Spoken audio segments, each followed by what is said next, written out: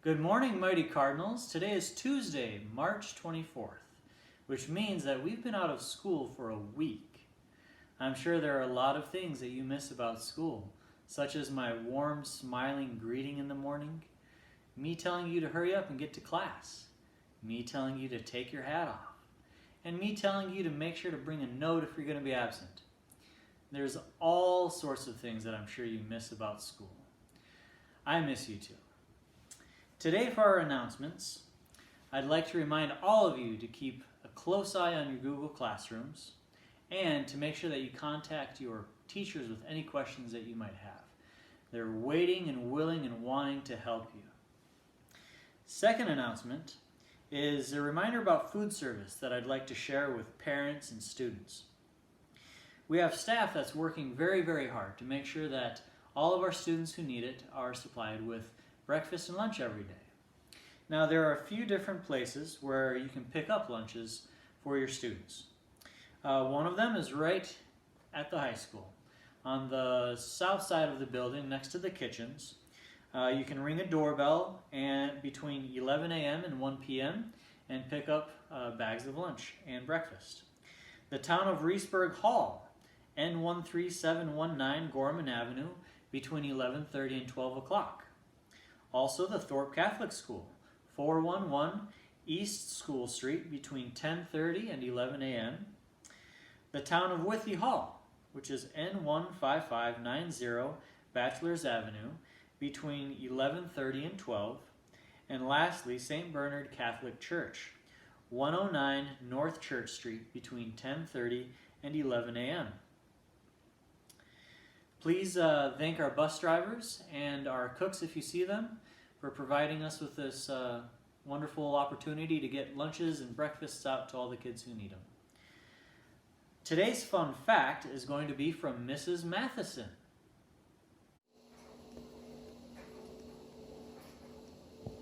Hi kids, it's Mrs. Matheson here. I'm on break just like you. And boy, with my 4 kids home, I have had so many dishes to do. I wonder, have you ever wondered where the first dishwasher got invented? Or who did it? Or why they did it? Well, I was looking in my bathroom reader. It's called The Best of the Uncle John's Bathroom Reader. It has all sorts of fun facts.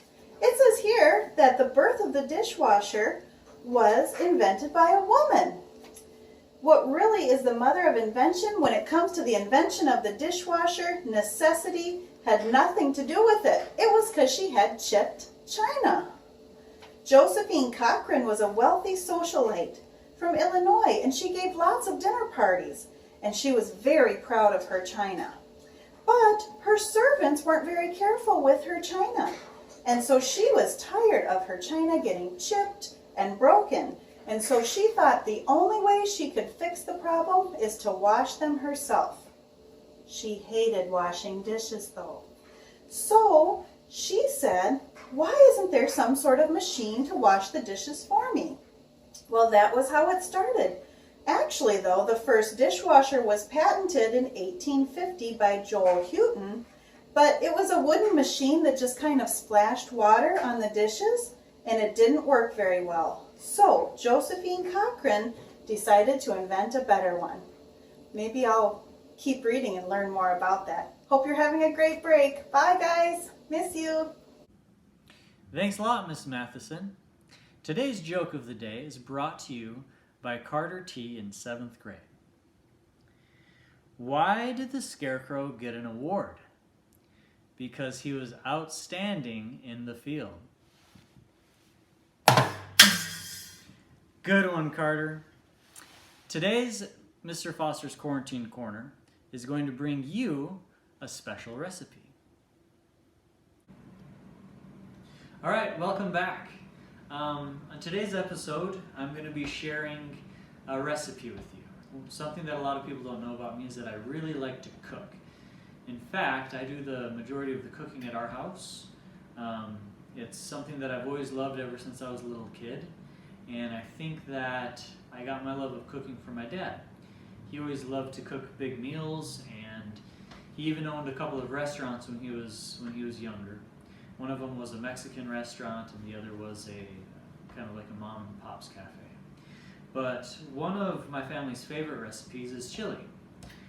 Chili is something that I grew up eating a lot of, and it was something that we would cook when we were camping because it didn't require a lot of ingredients and you could cook it all in one pot, so it made things kind of easy. So I'm going to be sharing my dad, Art Foster's chili recipe with all of you today. I've prepared all the ingredients. There's only 7 ingredients that you need. You'll need 2 pounds of hamburger. You'll need 1 can of chili beans. You'll need 1 onion, about a quart of tomato juice, depending on how thick or thin you like it, a teaspoon of salt, 2 tablespoons of chili powder, and a tablespoon of sugar. So for those of you that don't know, this is a tablespoon and this is a teaspoon. So you can see that the tablespoon is greater than the teaspoon. All right, so to get things going, we're gonna first cut up our onion. All right, so the first thing you need to do when you're cutting up an onion is you need to take off any of the loose skin that you have. This makes it easier to cut.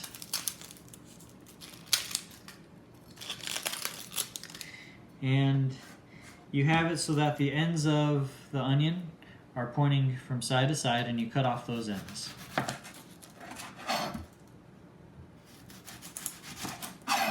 Okay.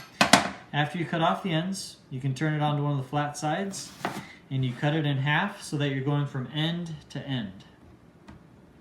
And then you should have a flat onion.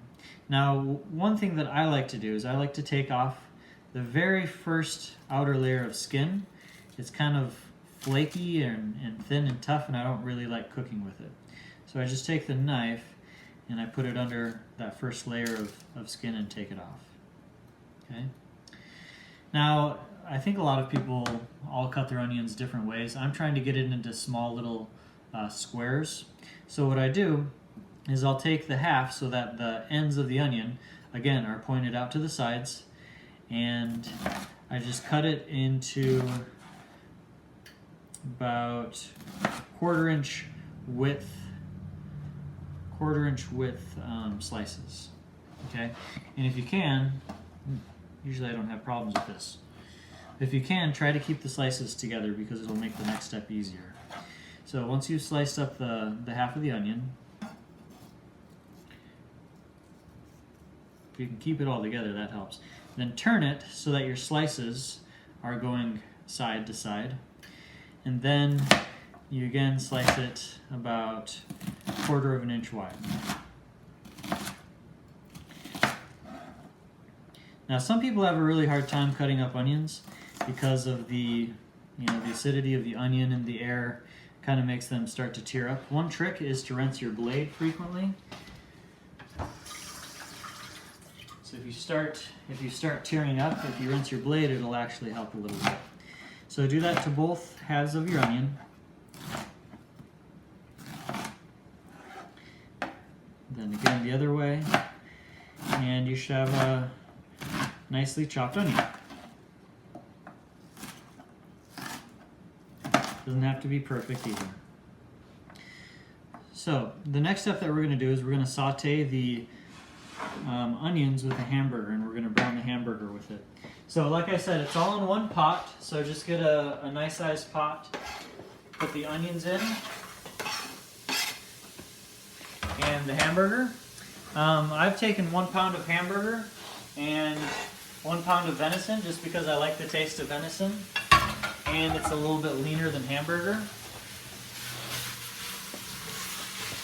And what you do to brown it up is you'll mix it up really well over kind of medium-low heat. You'll mix it up really well, and the hamburger is going to want to start browning in chunks, but you don't want it to get really big and chunky, so you keep kind of breaking up the hamburger as you brown it. Okay? So I'm going to turn off the camera for a little bit so that I can finish browning this. But you'll know that your hamburger is done when there's no pink left in the hamburger, when it's all kind of a grayish brown. And by the time the hamburger cooks, your onions should be cooked enough as well. And after we brown the hamburger, then we'll go ahead and drain the fat off of it and do the next steps. So I'm going to let that sit for a little bit. When you brown your hamburger, stir it every once in a while so that it doesn't get burned or stick to the bottom or anything like that. But the natural fats in your meat help to cook the onions pretty well. So we'll brown the meat for about 5 minutes or so, and when it's all done, we'll come back and we'll drain it and add the rest of the ingredients. Okay, so our hamburger and onions have been browning, and they're ready to take off the stove. If you can see, it's kind of, there's no pink left over. It's just a good brown meat, and you can see that there's no big chunks in it either. I've tried to break up the chunks that I can so that when people eat the chili, they don't just get a big old chunk of meat. So the next thing that we're going to do is we're going to go ahead and we're going to drain it. With draining meat, you're taking the fat out of the dish, and it's important not to put it down your drain. I've done some work on drains, and if you see a drain that's had a lot of fat poured down it, then it collects in the drain and it can really ruin your drainage system. So what I like to do is I'll drain it into either a bowl or in an old tin can or something like that so that you can throw it away later. So I just have a strainer here with a bowl under it, and I'm going to go ahead and dump this into the strainer.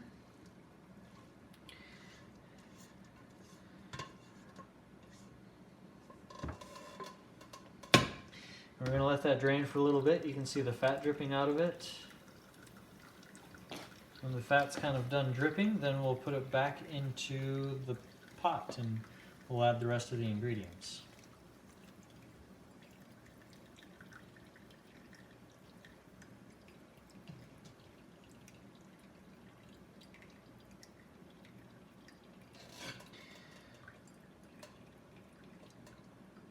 Okay.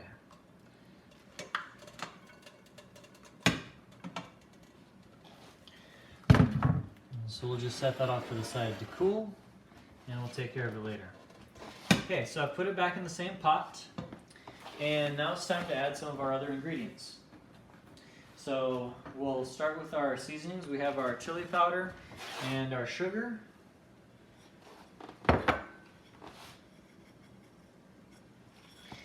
And we have our salt. So these are just the kind of the basic seasonings. Once you make this once, you'll be able to decide whether or not you'd like more salt or whether you'd like more chili powder or anything like that. I tend to add a little bit more chili powder than what the recipe calls for. So that's mixed together. Now what we're going to do is we're going to add our chili beans.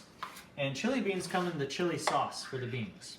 So you want to add the whole contents. You want to add the sauce as well. So don't drain it like you would other cans of beans. Then lastly we have the tomato juice. And there's not really an exact amount of tomato juice that you're going to want to add. It all depends on whether or not you like your chili to be real thick, like this, or whether you want it to be more thin. So I usually end up adding about 2/3 of one of those big cans of tomato juice, because that's how I like it. So once you've mixed the ingredients together really well, it's really important that you let it simmer. So we're going to let this simmer for about 25 to 30 minutes on low, and we'll stir it every once in a while to make sure that nothing is sticking to the bottom. But simmering it helps all the flavors and all the spices kind of mix together so that you get a good mixed flavor. Okay, so after it simmers for a bit, then we'll come back and we'll finish it up.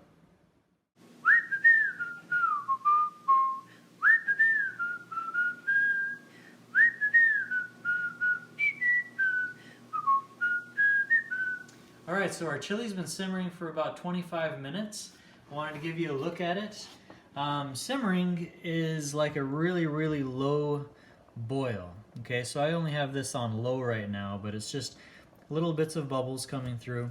It's not like a big hard boil or anything like that, but it's given our chili a chance to mix the flavors together really well, and now we're ready to eat it. Okay, so I'm going to turn off my stove, and I'm going to move this to the counter with hot pad. One of the reasons that I like chili so much is because there's a lot of different toppings that you can put on it. My family loves to try new things on it, and 5 of the toppings that we've settled on that we really, really like are corn chips, sour cream, some shredded cheddar cheese, jalapenos, and some hot sauce. I lived in Texas for almost 10 years and fell in love with hot sauce, and now everything I eat has hot sauce on it just about. So I was gonna make a bowl of chili, kind of the Mr. Foster special, how I like to have it. So I'll put that on. I'll sprinkle on some cheddar cheese, a little more cheese. We are in Wisconsin after all, gotta support the local industries. And then I like a nice big scoop of jalapenos in it. And finish it off with a few dashes of hot sauce.